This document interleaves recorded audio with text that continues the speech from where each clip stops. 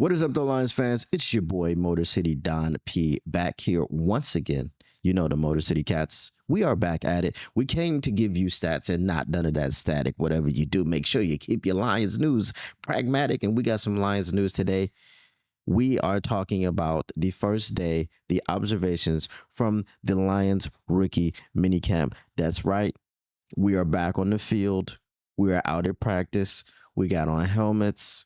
We got on jerseys. We got on shorts. We got on cleats. We got on gloves. We got our visors on. We got our mouth guards in. We doing it all real big right now. This is the first taste of Detroit Lions football that we have since that fateful day. But we're not going to talk about none of that. We're not going to talk about none of that. We're just going to get into this. So we've got an article from Pride of Detroit, and it's got all of the rookie minicamp observations and notes on each of the draft picks. So this is the draft picks, right? Not too many notes on the undrafted free agents, just the picks. So we're just going to jump right into it. We're going to start with Tyreek Williams.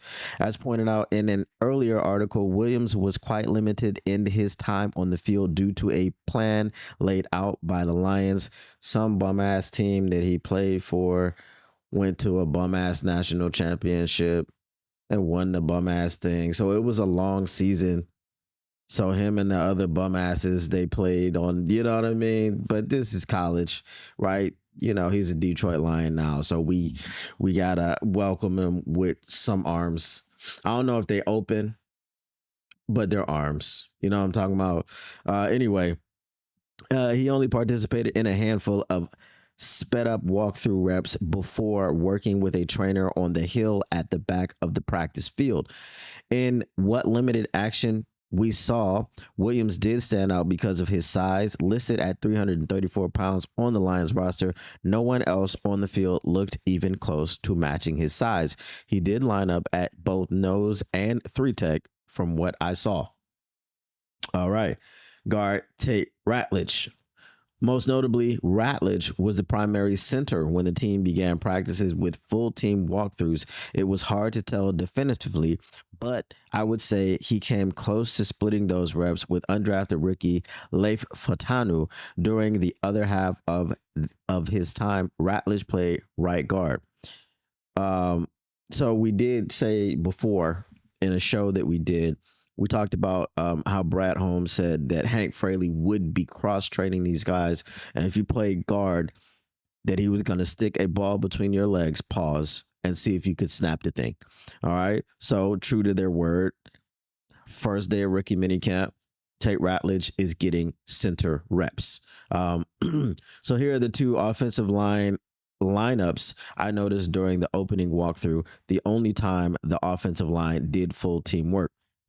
Team 1, left tackle Bryce Benart, left guard Leif Fatanu, center Tate Ratledge, right guard Miles Frasier, right tackle Mason Miller. Team 2, Bryce Benart, left guard Kingsley Aguakun, center Leif Fatanu, right guard Tate Ratledge, right tackle Miles Frasier. All right, wide receiver Isaac Tesla.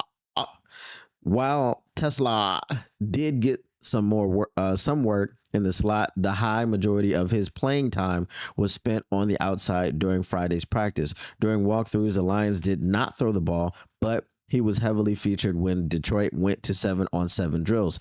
In fact, all 3 of the first passes of practice went to him, with the rookie catching 2. The first catch was a nice adjustment from Tesla, coming back on a ball that was thrown back shoulder on the sidelines. On the other, he clearly beat the cornerback on an out route where he took a stab inside the slowed corner down. Inside that slowed the corner down, the one incomplete pass was broken up by the defender, although there was a pretty clear jersey tug during Tesla's break. It's Tesla, right? I might have to soften it. Tesla di daddy. We likes to anyway. You know what it is. So what was most interesting was how the Lions challenged him defensively. For most of practice, they lined up 6-year NFL veteran Duke Shelley opposite him. I don't know who Duke Shelley is. I've never heard of him before. And it's clear the Lions coaching staff wanted him to play press man coverage on Tesla, something he didn't deal with much at college. It was a strong start to practice for Tesla, but it was overall an up and down day for him. He had another pass his way broken up after not creating separation, and he fell down on a couple of routes as well. That said, there were a couple of instances where he was able to beat his press coverage and flash his speed, even though the ball didn't necessarily come his way. All right. In the limited stuff that I saw, highlights and things of this nature, I mean, he looked good. He looked kind of crisp running his routes and getting in and out of his breaks and his cuts and everything. Obviously, we know he catches the ball well. So again, he did look pretty good, but obviously in the later things there were growing pains and things of this nature, which is what you would expect from a third round rookie wide receiver who didn't have a ton of production coming out of college. So guard Miles Frasier. As pointed out above, Frasier played both right guard and right tackle. That's nothing new for Frasier, who backed up both tackle spots at LSU while starting mostly at right guard. Based on limited reps on Friday, he was more successful inside. Frasier admitted there are some things he's already learning at tackle. At tackle, you have to have a lot more patience and just more read and react than start the fight. Here, here, now I'm learning to switch up my sets instead of going at a vertical angle, jump set, flash set, just have different sets at tackle. So I feel like that's definitely going to help me play tackle here as well, Frasier said. All right. Edge Ahmed Hassan. While Hassan looked noticeably small for what the Lions typically like in an edge, he's 6'2" compared to Marcus Davenport's 6'4". I thought Marcus Davenport was 6'6". That's what he's been said to be. That's what we've been calling him, 6'6". But it's fine. Or maybe that was just no. Maybe that was Shamar, right? It was 6'6" and 280 like Marcus Davenport, right? Okay. It was also easy to see the motor that endeared him to Detroit. Several times he made his way into the backfield during walkthroughs, and he even displayed a pretty impressive long arm against an interior lineman despite relatively short arms.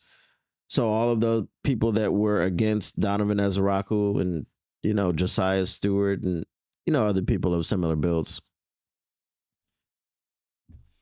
I'm just saying, but I'm not saying. All right. Perhaps the most Hassanin-like moment happened during individual drills where players were working on an edge bending drill that finishes with a tackling of a dummy.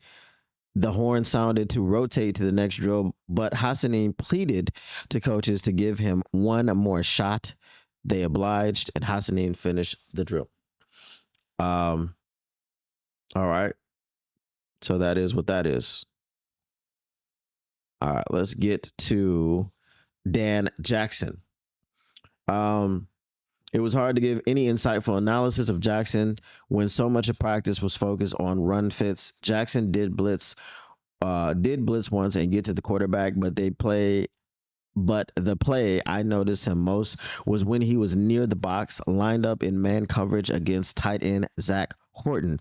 Horton ran a difficult route to a match, cutting all the way across the field on a shallow crosser. Jackson immediately recognized the route and worked through all of the traffic to stay on him. Had the pass been thrown, this was walkthroughs, Jackson would have been all over it. That matches some of the intelligence and instincts that are on his college tape. Now, this was the guy that I liked the most watching any of the available film that came out of the Detroit Lions rookie minicamp. Wide receiver Dominic Love. Okay, because you gotta love it. I thought he looked very crisp, very clean coming out of his breaks. He was good running his routes. He looked really quick, really shifty as he was running his routes and running down the field, running after the catch and all these things. So I really liked him. He kind of flashed across the screen and jumped off the tape to me. So we will see what they had to say. So it says, Love It is the one draft pick I didn't have any notes on. Well, I'm glad I gave you my notes because that is what they said. But yes, I did. I did think he looked good. Now I was watching him on air, but sometimes people are impressive on air. You know what I'm saying? He just looked really good. Pause. And I liked him coming out of college. I liked the pick. I didn't do any pre-draft work on any receivers because I didn't believe we needed one and I didn't care about any of them. But once we did draft him and I looked at his tape, I liked what I saw. So I think that he can carve out a niche in the offense, and I think he can do some good things out of the slot. All right. So other standouts, undrafted rookie wide receiver Jackson Meeks made the offensive play of the day, catching a deep ball with tryout cornerback Tavion Montgomery draped all over him for an impressive contested catch. He high pointed the ball perfectly in an early battle between the two. Meeks also came away with the contested catch in tight coverage. So it looks like Jackson Meeks. If you don't know, Jackson Meeks is the nephew of Za'Darius Smith. It looks like he is a contested catch guy. So that is good for us. That means he could be a valuable red zone threat if he does indeed make the team. Remember, he is an undrafted free agent. However, he is a priority undrafted free agent. So I guess maybe they're saying that Za'Darius Smith is also a priority. We shall see. Another UDFA who stood out was Vanderbilt cornerback Tyson Russell, who logged back-to-back pass breakups in the final sessions of 7-on-7s. On one, he showed strong closing speed, aggressively attacking the hands of a receiver on a comeback route. Friday was our first opportunity to see several new Lions coaches in action, and none stood out more than running backs coach Tashard Choice. He was the loudest and most energetic coach on the field and was equally intense and playful. So that does mirror and match what Jahmyr Gibbs said about him. Obviously, he said he was a great guy, a great coach. So the energy is there. We've seen it on the sidelines if you go back and watch him, Georgia Tech and things of this nature. But so that is what we have for today. We will continue bringing the notes and the updates and all these things out of rookie minicamp because that is the news. That is the news for the entire weekend. And of course, we will get into it on Monday to talk about some of the notes and observations live with the chat. And you guys can chime in, talk about what you're excited about, what you're not excited about, what are you concerned about, what are you not concerned about, and things of this nature. But whatever you think right now, make sure you get your comments in the comment section below. That is all the time that I have for you guys today because the Motor City Cats are back at it. We came to give you stats and not static. Whatever you do, make sure you keep your Lions news pragmatic. And we are out. Peace. What up, though, Lions fans? It's your boy, Motor City Don P here. Listen, if you want to continue keeping your Lions news pragmatic, if you want to keep getting the stats and not none of that static, make sure you smash that like button. Make sure you subscribe. Make sure you share and let everybody know what's going on around here. And turn on your notifications because how else would you know that we're up in here keeping your Lions news pragmatic? Appreciate you once again, and we are out. Peace.